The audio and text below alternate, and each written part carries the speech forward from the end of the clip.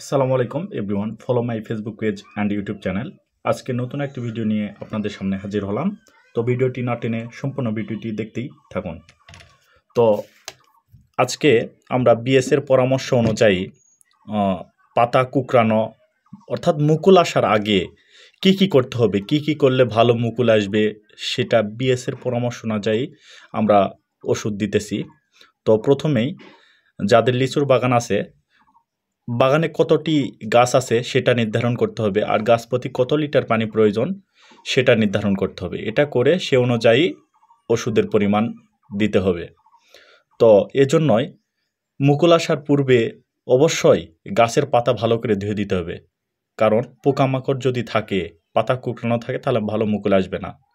তো যাদের লিচুর বাগান আছে অবশ্যই বিএসের পরামর্শ অনুযায়ী কমপক্ষে মুকুল আসার 1 থেকে 1.5 মাস আগে থেকে পরিচর্যা শুরু করতে হবে, তাহলে অবশ্যই ভালো লাভবান হওয়া যাবে।